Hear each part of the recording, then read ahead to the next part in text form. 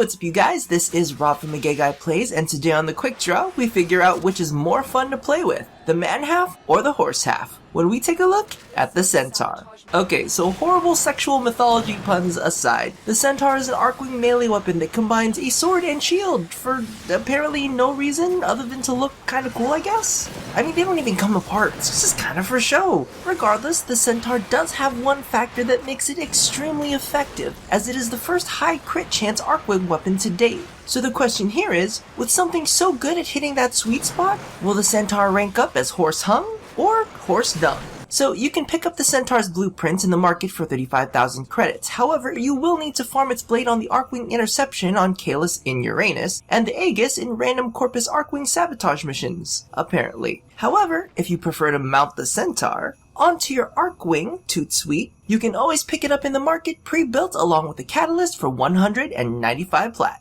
So the Centaur's base damage is primarily slash, followed up with a little bit of puncture and even less impact. Now, when it comes to Archwing enemies, slashing isn't necessarily the best, due to the large number of units from every enemy faction toting some sort of armor. However, it's not the worst either, as it still enjoys a small bonus to fleshy targets. So, as always, be sure to take advantage of enemy armor's elemental weaknesses by equipping the appropriate elemental combo. Now, while the Centaur does currently share the lowest base damage of all Archwing melee weapons with the Wrathbone, it does have its own unique advantages that make it stand out amongst the rest. First and foremost, it is the fastest Archwing weapon to date, and also has the highest status chance, allowing it to excel at whittling down enemy armor. However, chances are that a majority of enemies won't be able to stand toe-to-toe too long with the Centaur, as it also has the highest base critical chance and critical multiplier of all Archwing melee weapons. With a fully ranked Tempered Blade, its critical chance skyrockets to a staggering 62.5%, while a max ranked Bleeding Edge enables a 4.2 critical multiplier, which easily closes the 20-point damage spread between the Centaur and the Veritux, which currently has the highest base damage for Archwing melee weapons. And it just goes to show that supplemental stats can really make or break a weapon. Now, speaking of much more awkward supplemental things, can we talk?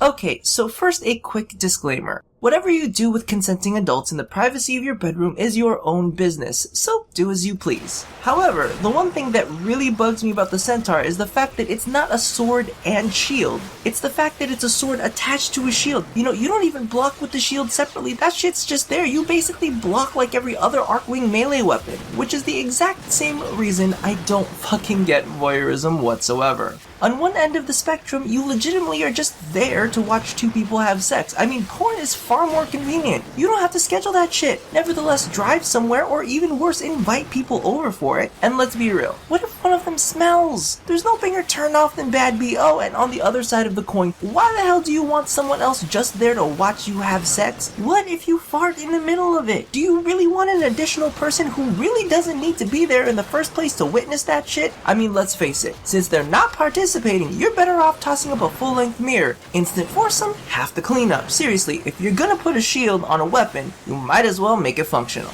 Alright, rant's done. Let's get back to the quick draw. So all in all, I personally think that mechanically the Centaur is fantastic. Its fast attack speed makes it effective at quickly neutralizing targets, and its supplemental stats ensure that every hit counts, which is incredibly important due to the fact that being in close proximity to enemy units can be quite dangerous, especially considering that one volley of rockets to the face can leave you stun locked and quickly taken out. If you're gonna run the risk of diving in head first, at least you know this thing is gonna leave some sort of mark. In addition, it's also got an innate V polarity, which definitely helps slot in the crit mods that make this thing beastly. So, while some of its aesthetics do leave me a little confused and perturbed, there is no denying that the Centaur is packing one horse-sized punch. So thank you all for watching another episode of The Quick Draw. Be sure to check out my previous reviews on the Itzal and the Elytron Archwings. Now, don't forget to do the thing that I asked you to do at the end of every one of these, and as always, stay tuned for more horse-sized content here at A Gay Guy Plays.